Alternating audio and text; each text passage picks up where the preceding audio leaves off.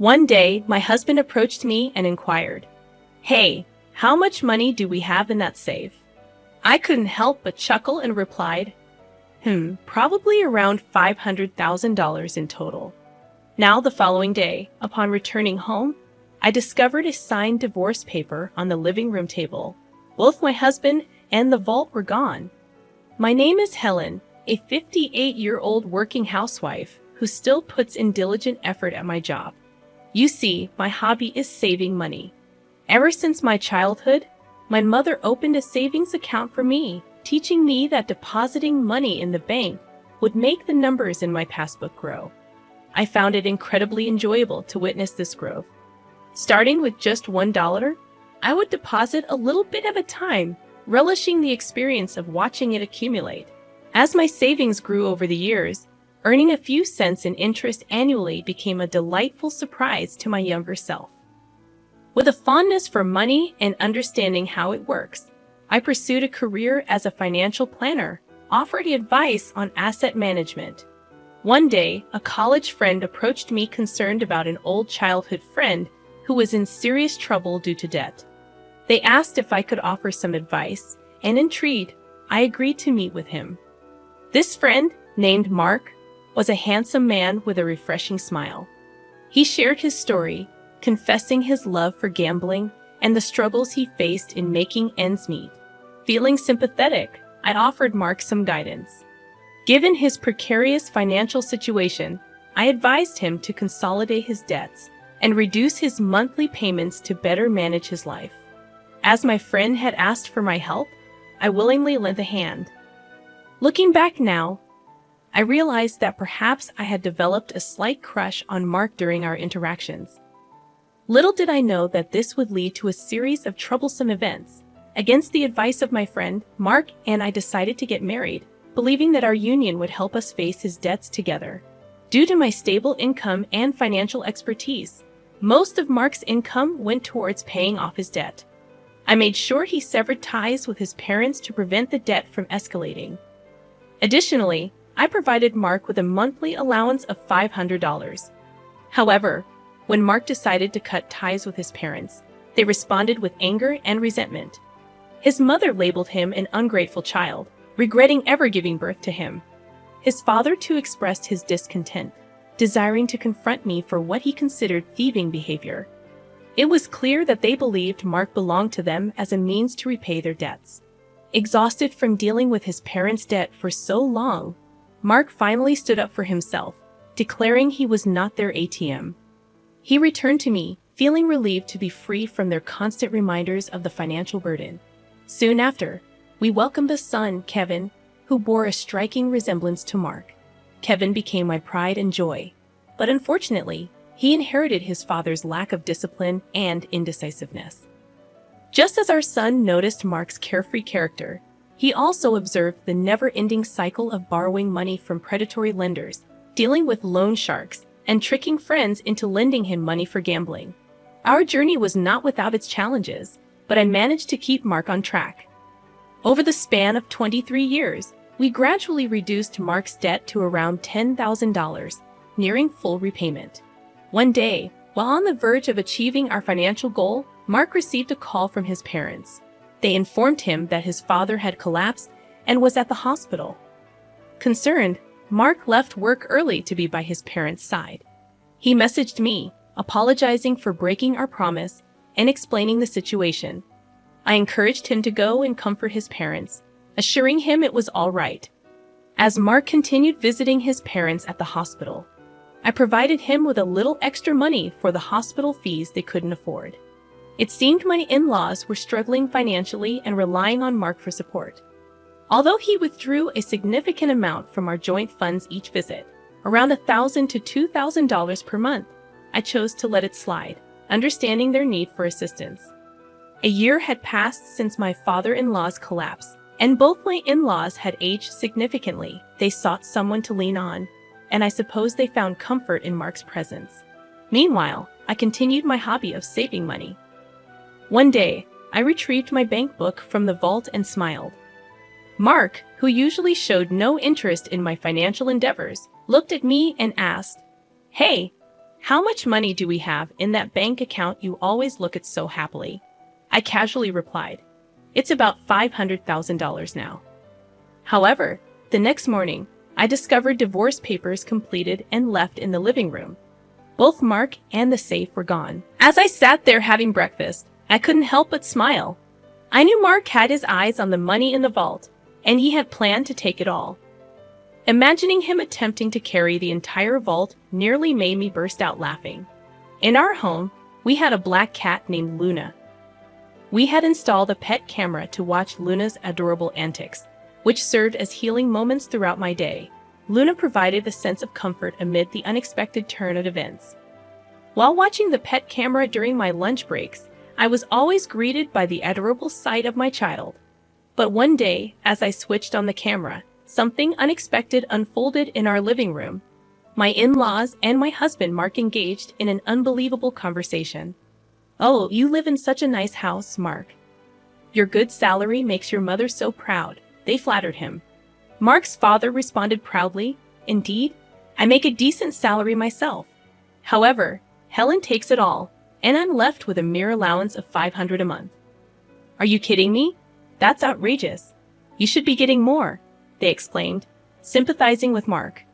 "Why do you obey such a tyrant like Helen? You could live a much better life on your own," they continued. "Mark, you're our pride. You could have saved hundreds of thousands by now. But she's exploiting you? Poor thing." They manipulated him. Listening to their conversation, I wondered if they had completely forgotten that I had worked hard to pay off Mark's debts. I pondered what was going on in their heads. In the past, it was Mark burdened with debt from his parents, and I had to provide them with cash every month, making it challenging for us to get by. "Did you know she has a bank book with tons of savings? It's not fair that you only get $500. Mark complained, and in that moment, my in-laws' eyes lit up. They exchanged glances and eagerly leaned in, awaiting Mark's response. Last I heard, I think it was around $400,000 or $500,000, Mark answered. "Mark, isn't that money rightfully yours?" they asked, trying to persuade him.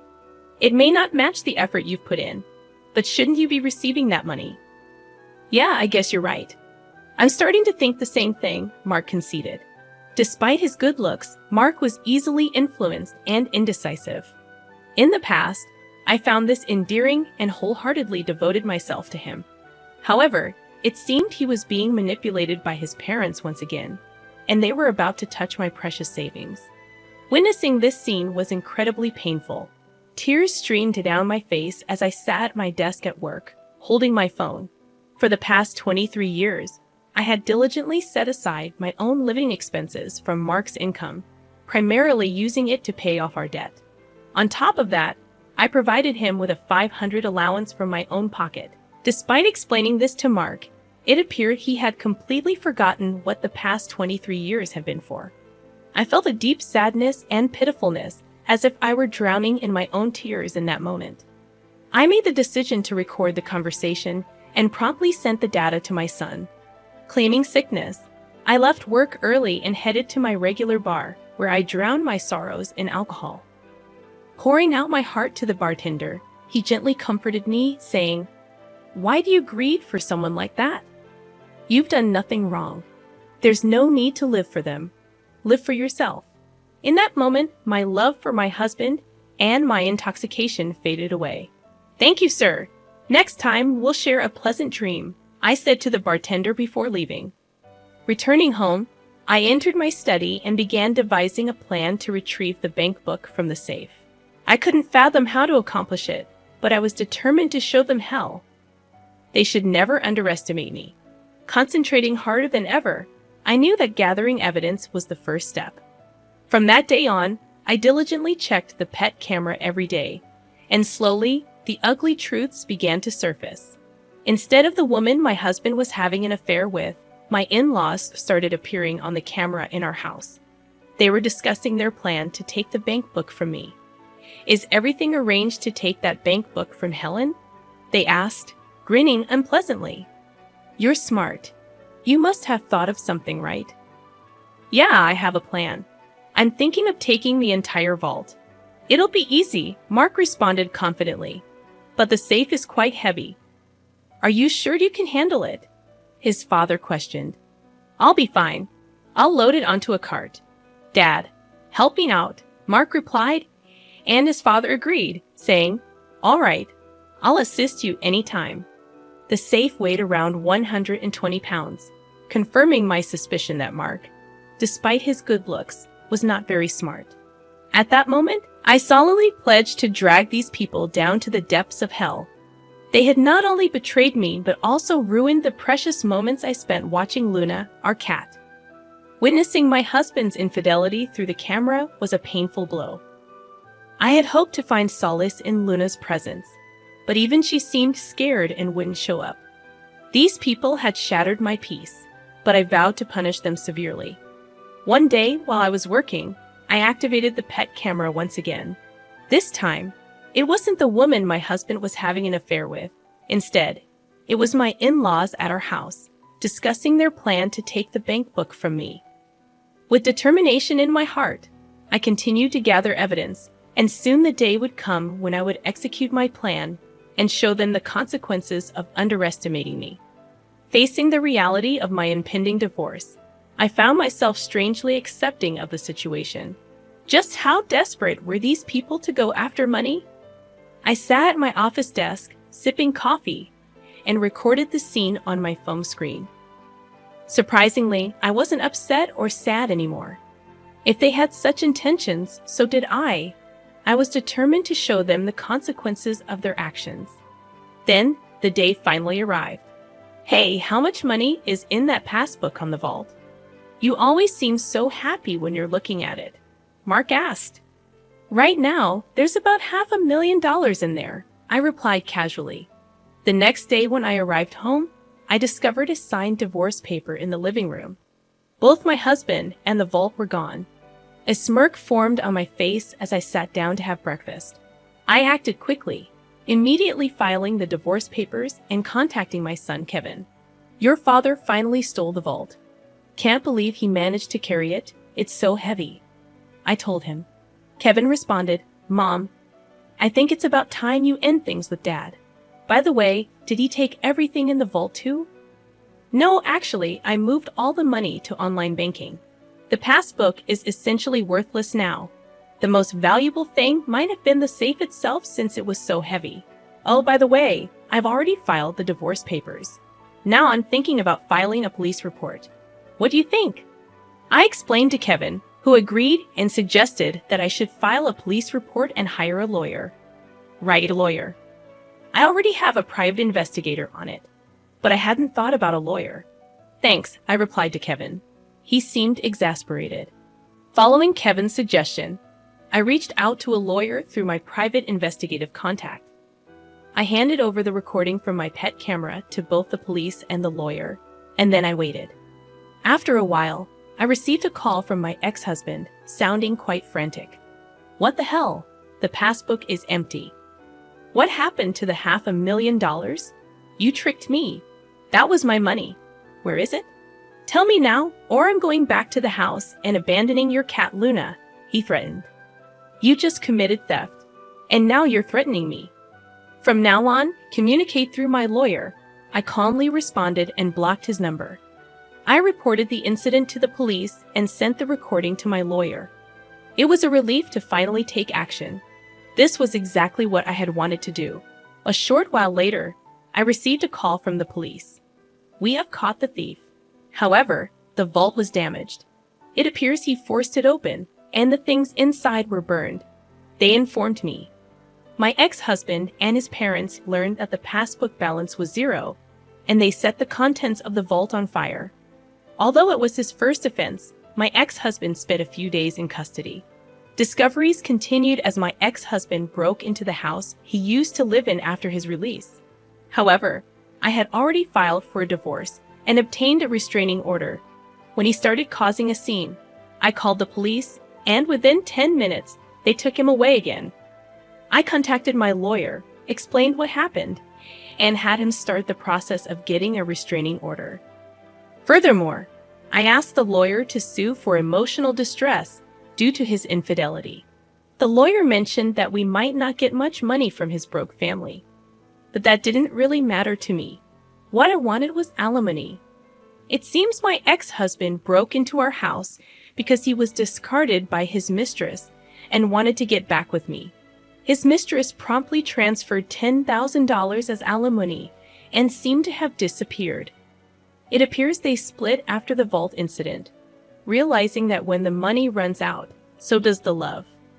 My underpaid ex-husband, who still has $10,000 in debt, and his gambling-addicted parents seem to be struggling with their daily lives. He is living in an old single-room apartment without a bath, constantly quarreling with his parents. This information came from my lawyer. My ex-husband pleaded with me, saying, "I can't afford to pay the alimony. Please reduce the amount." But I refused, telling him to stay away from me. "If you're really sorry, show it with money," I said. If he had stayed with me, he had planned to end the remaining $10,000 of debt by the time he retired. But he fell for the sweet talk of his gambling-addicted parents-in-law. In the end, how foolish they all were. The $500,000 in savings was the accumulation of my hard work since a young age. I find joy in saving small change and updating the bank book. Now I will start a new bank book. I am living a relaxed life with my black cat Luna. My son visits occasionally and tells me about his girlfriend. This time, I am going to spend time for myself. I need to buy a new safe, one that's so big that a person can't carry it. Right, Luna? I am the happiest I've ever been.